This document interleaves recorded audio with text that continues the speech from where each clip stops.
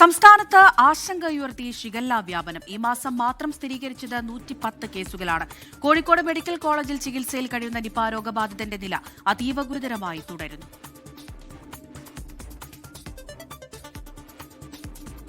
പുതിയതായി 19 പേർക്ക് കൂടി രോഗം സ്ഥിരീകരിച്ചതോടെ 110 പേർക്കാണ് ജൂൺ മാസം മാത്രം ഷിഗല്ല സ്ഥിരീകരിച്ചത്.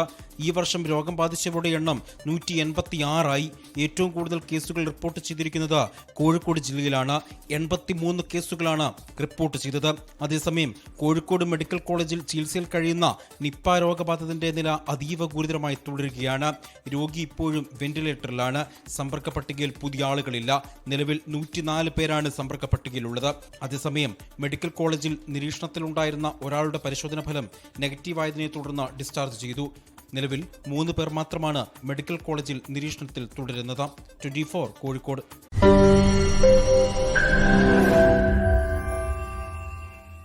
ലോകത്തെവിടെയായാലും ഏത് സമയത്തും 24 വാർത്തകളും ഓഗ്മെന്റഡ് റിയാലിറ്റി പാക്കേജുകളും എക്സ്പ്ലെയിനറുകളും വിശദമായി കാണാൻ ഞങ്ങളുടെ യൂട്യൂബ് ചാനൽ നിങ്ങൾക്ക് സബ്സ്ക്രൈബ് ചെയ്യാം.